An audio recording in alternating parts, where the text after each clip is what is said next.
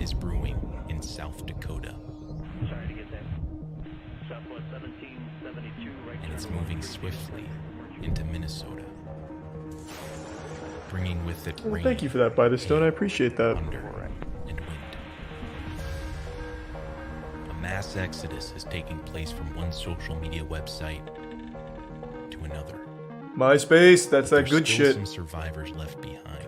Oh, anyone remember MySpace music? Bangers like Broken Side? Do we have any old MySpace veterans in here? Anyone remember these guys? Because this was the shit. I even made a Gears of War montage to the Get Crunk song. Yeah, this was popular music back in the day.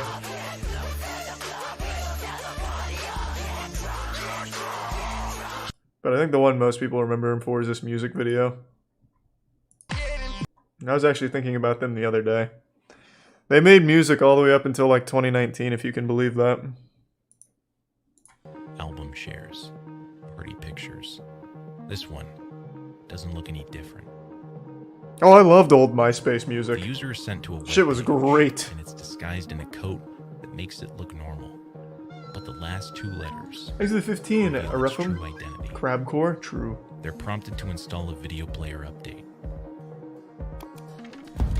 This unsuspecting computer is now a zombie, connected to a mesh of other half-dead machines spread all throughout the planet. I don't remember Botnet, Nightcore being that popular. known simply as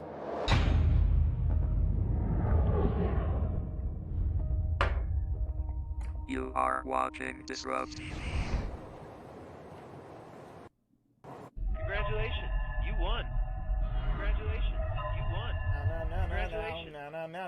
Yes. an antivirus company announces a discovery. Is it McAfee? God rest his soul. Typically, URLs are hosted on a single web server through a single internet protocol address.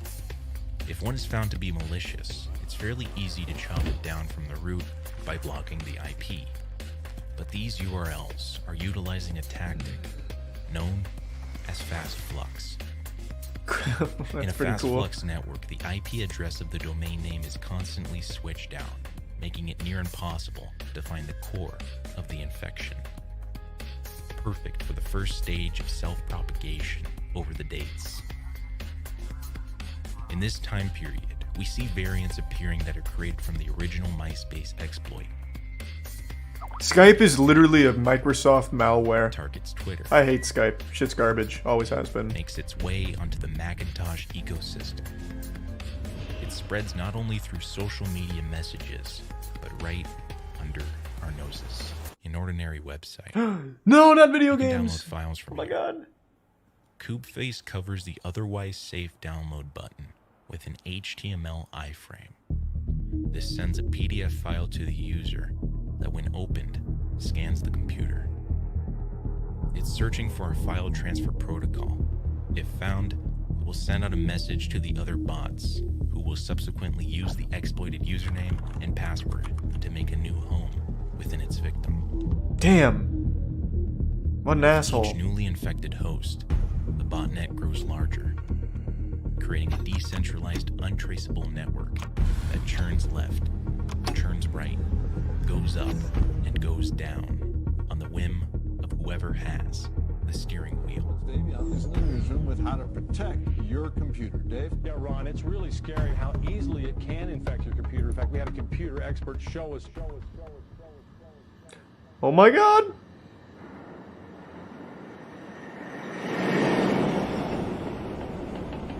What? Is this a custom animation? And is this... Oh. Such high production.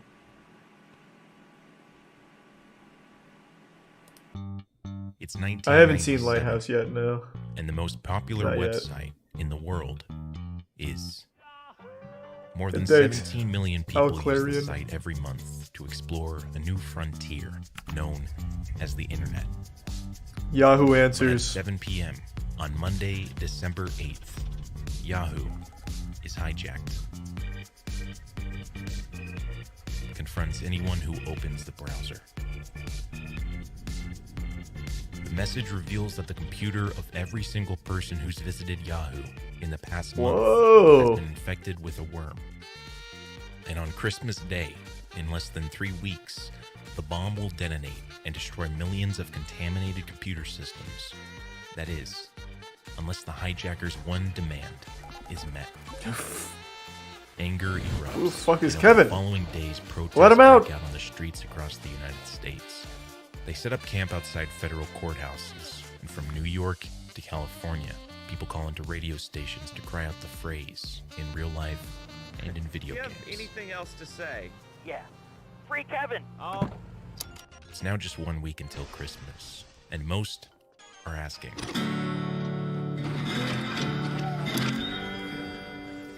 So is the hacker just a memer? I'm guessing that's the conclusion. he hoists himself up and looks through the bars on his windows. What does he give sub admin? I'm not watching the Walton Files. That shit is not for me. It's just Five Nights at Freddy's fanfic. Kevin isn't a terrorist. He isn't a mafia boss, and he's not here because he wiretapped the NSA or blackmailed FBI agents. Authorities say he poses an even greater danger. Because with a single phone call, they say, he can dial into the NORAD and access the nuclear arsenal What? of the United States of America. The event of nuclear weapons changed That's a huge the world. Kevin might oversight, only be an then. innocent prankster. Or Kevin could be the world's most dangerous cyber terrorist. A man who has North America at his fingertips.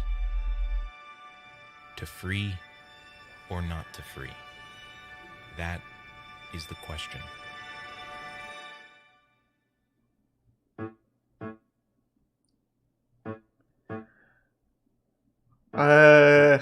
I say let him out. Call his bluff. And if This he's not bluffing, is a well, Windows is registry what it is. key. And this is that same Windows registry key modified by KubeFace. When a computer wants to connect to a website, it goes through a domain management Is it system, tier 1 proxy? or DNS. This is typically provided by an internet service provider. A VPN circumvents this. Oh, is by that building true, its Ratham? own That bridge makes sense. That handles the traffic toward Tim's whatever Adventure? website the user types Maybe. in.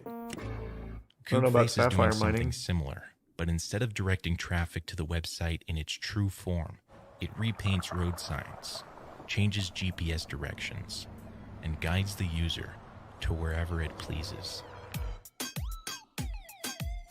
YouTube, Wikipedia, PayPal all resolve to IP addresses employed by the Command and Control Center. This is how the Kube makes its money. Right there. When that user clicked the link, KubeFace instantly shot his browser through a number of affiliate advertising networks. Very smart. Instead of the machine sending HTTP GET to Google, as it normally does, an infected machine sends HTTP GET to KubeFace, who responds with a list of affiliated links. It's only after receiving those links that the machine correctly sends HTTP GET to Google, who then returns with the legit results. The first result corresponds to the first affiliate link, and when clicked, for just a brief moment, an advertisement. After that process, the used affiliate link is scrubbed, and a new one takes its place. These systems may offer I $2 don't per get it. 1,000 users that click the affiliate link. Multiply that by hundreds of thousands of infected bots across the planet, clicking links all day. and at Where this would they point, get the KubeFace's affiliate command links, and though? control They'd center have is to be in passively pulling in. contact with the companies, right?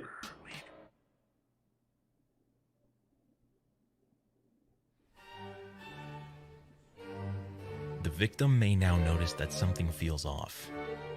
Their loading times are slower. Toolbars keep appearing out of nowhere. And just in time, a helping hand is offered.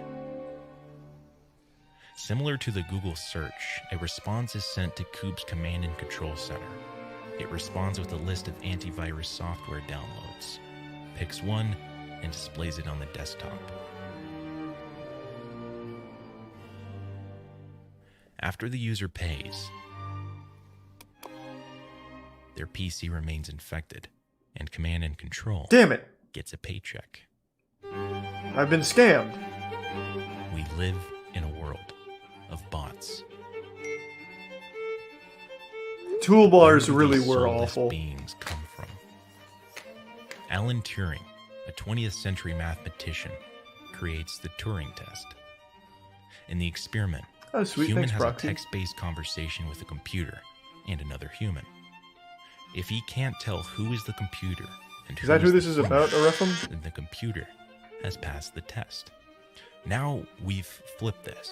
Instead of us, the human telling computers apart from humans, computer needs to figure out who's you and who's me and who is its robotic kin.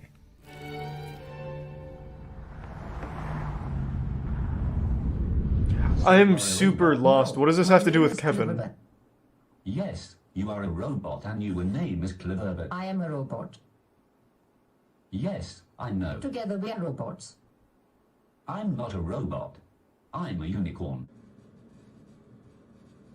Cleverbot's In the fucking beginning, great. Coopface uses a small portion of manually created accounts to spread initially. But now, as the infrastructure grows, it needs a way to create thousands of fake accounts to ensnarl thousands of more victims. Completely automated public Turing test to tell computers and humans apart.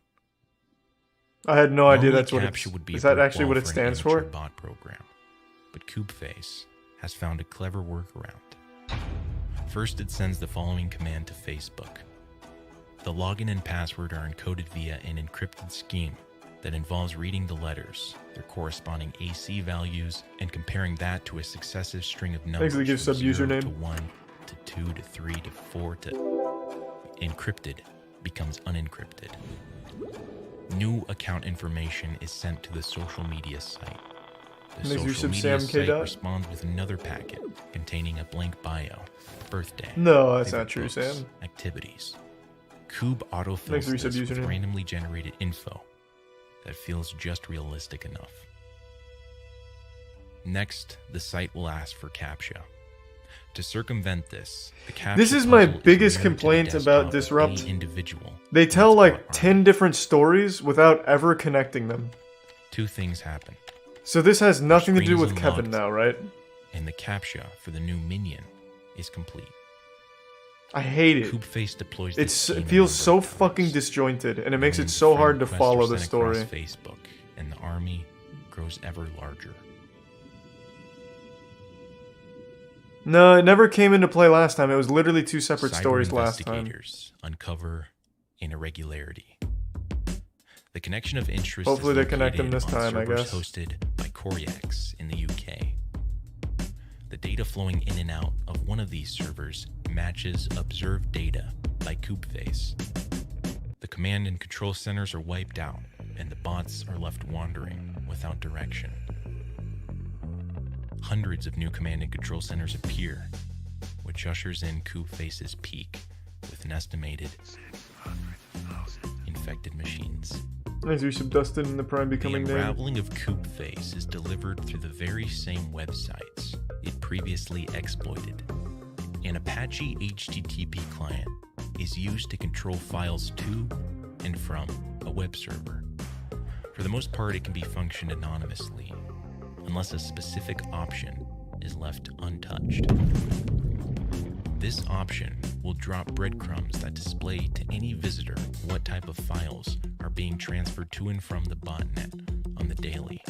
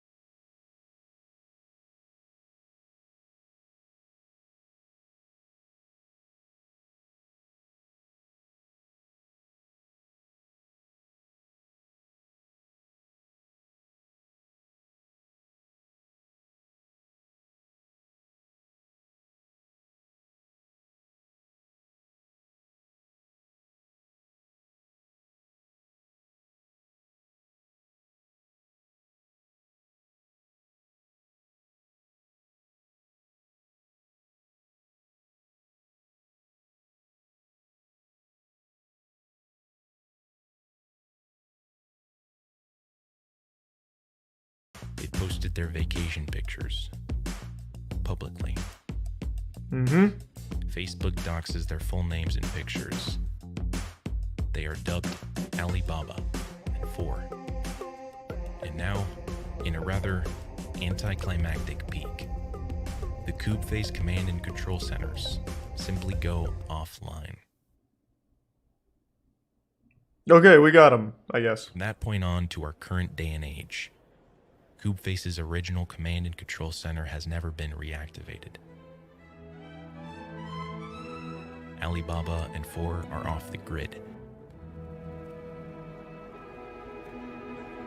And the zombie army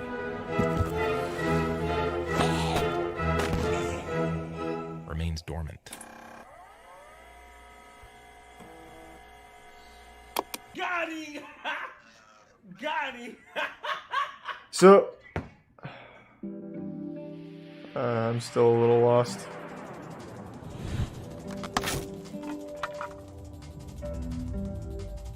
Yeah, I don't fucking understand.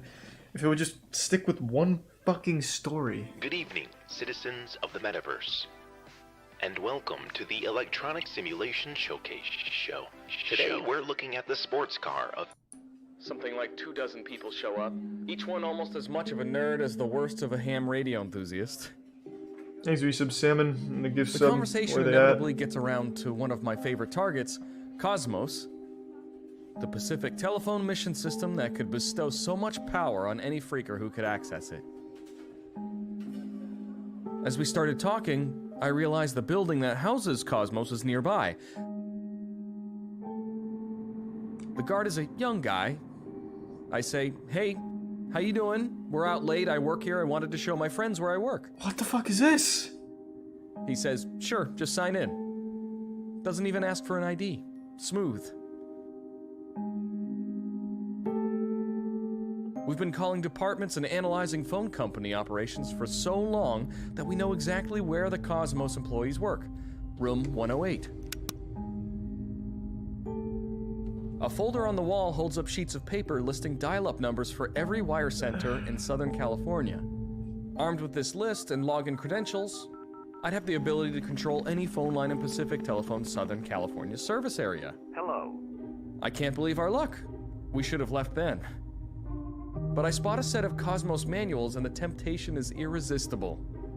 I tell the guys, let's take the manuals to a copy shop, run off a copy for each of us, then return the manuals before people start coming back to work in the morning. It was the most stupid decision of my early life. We drive around looking for a copy shop but can't find one. It's 2 a.m. So I take the manuals home with me. But I have a bad feeling about them. So I throw it all in some trash bags and give them to my accomplice. Tell him so, but why? Why? Like, what was all this for?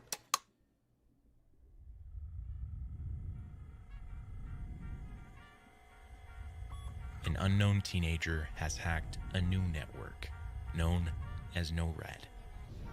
It's an organization that provides aerospace warning and protection for North America, and this kid infiltrated the system just to have a look around. The move is so bold that it inspires the film War Games. Oh, really? That's actually pretty cool. Journalist John Markoff gets in touch with Kevin. I love War Games. I used to love that movie. On hackers named Cyberpunk. Game sucks. He's gained a reputation as a master of social engineering. It's the art of deceiving people into sharing valuable and confidential information for fraudulent purposes. But he's not interested in the money on offer. He wants to maintain a low profile, so he refuses to. Yeah, I understand this is Kevin now, but why? Of John Markoff. Like, I don't understand at all. And what does this have to do with Cube-Face? Kevin pulls out of the Stephen S. Wise Temple, where he works as a receptionist. In his rearview mirror, he thinks he sees a group of 3 men following him in a Ford Crown Victoria. He pulls a U-turn, and sure enough, they do the same. Kevin speeds down the I-405, and the car races after him. Suddenly, one of the men places a cop car flasher on the roof of the car, and now the sirens are crying out. Kevin pulls over. The officers rush up. They scream. Kevin is dragged out, handcuffed. His car is ransacked, but there's no signs of any bomb. You're not gonna find it. He's hauled to the station. The officers don't find a logic bomb, but they know about a crime Kevin committed. A friend told the police everything. He's sentenced to 12 months in prison, followed by 3 years of supervised release. He sits in the courtroom. Alright. They got him. There's still His 10 attorneys minutes. plead with a judge that his hacking is an addiction rather than criminal behavior. They say the young Exit man tier 1 needs void help, of nothing. not a prison cell. Can't click links. Kevin rises and pleads his case to the judge. By now, he's a veteran in deception. The judge agrees and orders that Kevin serve his sentence in a halfway house for those with compulsive disorder. Oh, he's hacking the court Kevin system. laughs as he's listening to the ruling. He was arrested for tricking his way into a computer system, and now he deceives the judge into thinking that he's the victim of his own crimes. It's a few weeks until supervised release ends, and the demon on his shoulder is whispering. He starts learning about Pacific Bell, a telephone company based in California. An idea appears. If he gets caught, he'll be sent to jail, but if he doesn't, then he'd have fooled the authorities right under their noses. Soon, he has all the passwords and credentials. Fooled them how? What? How does it? How did he fool them? Voicemails.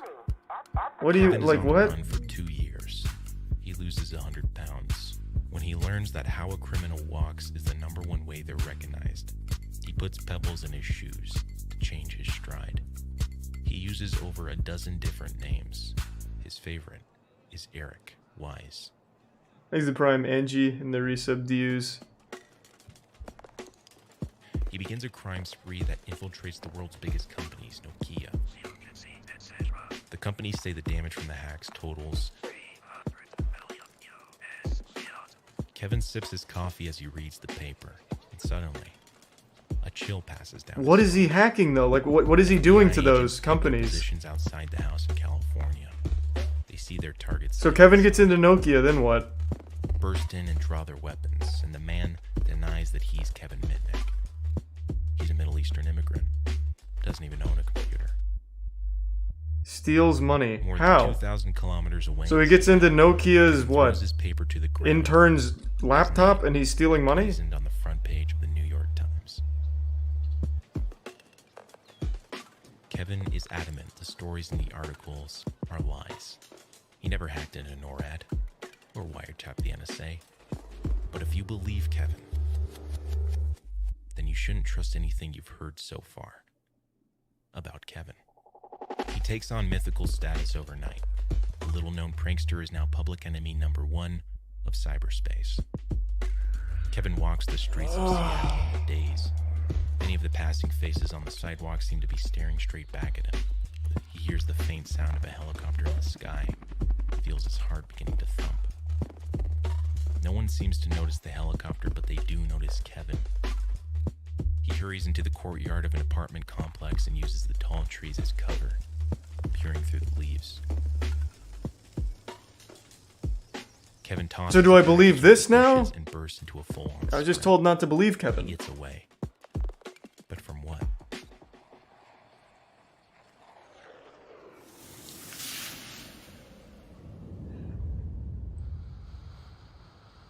It's so much style, like it's so high effort, but it cannot America's deliver an top actual cybersecurity cohesive experts. narrative. He's finalizing plans to leave for This a is ski vacation 2 in a row, instead. 3 I think.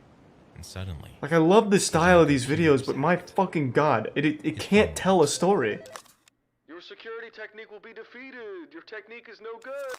to someone like him, the attack and subsequent taunts are an act of war. He sets up a series of stealth monitoring posts and creates his own software. Is that about the same thing, Arefum? He waits in silence until the alarm is triggered.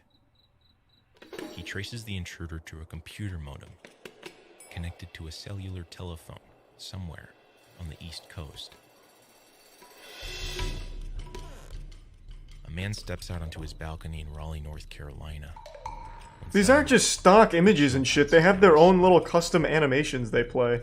It's very high effort shit. The FBI agents take their But positions. none of it outside the actually house. helps with the They story. see It's their just target sitting inside. random sentences that don't even Journalist fucking John connect to watches each from the other. street.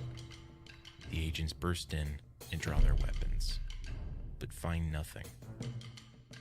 The man furiously denies that he's Kevin Mitnick. He's so convincing, the FBI agents are about to leave. But then, an agent notices an old ski jacket in the cupboard. He empties the pockets, and out falls a pay stub. Legacy Media pitches up their circus tents outside. Most wanted computer hacker is behind bars. Kevin shares one large holding cell with 60 other inmates. He doesn't eat for 2 days because the food isn't kosher. Inside, And then all Coob eyes are Face. fixed on the defendant. Cool picture. Kevin is charged with 14 counts of wire fraud, 8 counts of possession of unauthorized access devices, interception of wire or electronic communications, and causing damage to a computer. When Kevin is led away from the court, Tsutomu calls out from the front row. Kevin looks back at his nemesis, the one man who finally saw through the lies and deceptions to find him. He Who? nods, says nothing, and walks away. His appeals for bail are churned down by every single court in the U.S., including the Supreme. Kevin says the beefed-up charges are an injustice, and his treatment is a denial of his constitutional rights. But why won't anyone believe him?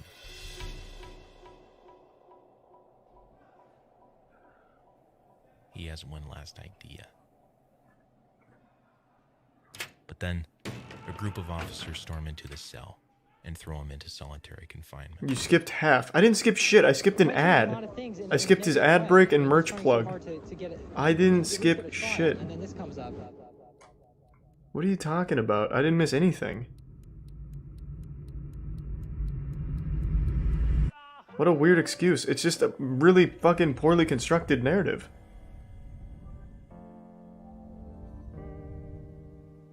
Christmas Day passes. I don't get what's so confusing. I understand. Who's his nemesis? They just mentioned his nemesis like he was a huge part of the story, and that was the literal first time we heard of him. I'm assuming it's the guy who was spearheading the operation to find him. But that's just an assumption. So who is his nemesis then? Pop quiz. And why is he all of a sudden a central character to make a little animation about him?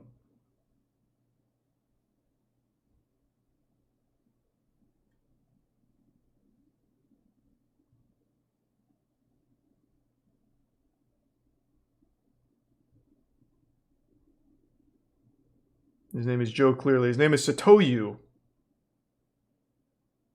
I think.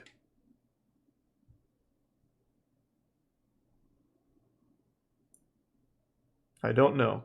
That's what I fucking thought. The hack on Yahoo. So you're not was a following hoax it like you carried out claimed. by members of the Free Kevin movement. There was no logic bomb. After 4 years of prison and solitary confinement, Kevin pleads guilty to 4 counts of wire fraud, 2 counts of computer fraud, and 1 count of illegally intercepting a wire communication. I didn't think of the consequences when I was engaging in this behavior. I just did it. I'd copy the code, store it on a computer, and go right on to the next without even reading the code. Interesting. You know, and that's a complete different motivation of somebody who's really out for financial gain or a foreign country or a competitor trying to obtain, information like economic espionage, for instance. You know, I hate to suggest a waste of your talent, but as I listen to you, I think you'd make a great lawyer. Well, I don't know if you're convicted of a felony if they'd allow you to be admitted to the bar. Kevin Mitnick Thanks, is Reese, released Metal from Gear. prison after nearly 5 years. When Kevin was on his crime spree, his hacking exploits seemed like mythology to the outside world. But by the time the sun hits his face, the world needs his skills. So, soon after his release, he testifies before the Senate and advises on how to better protect computer systems from attacks.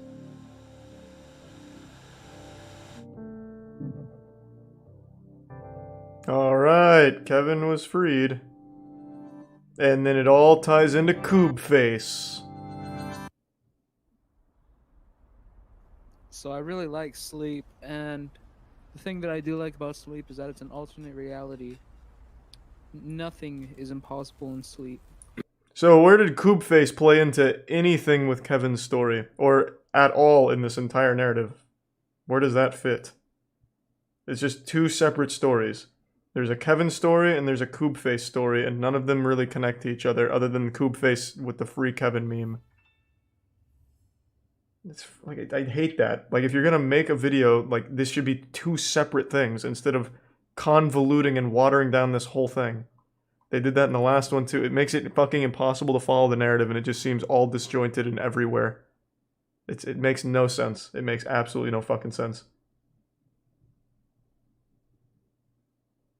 So much effort, and then dropping the ball in the most important aspect.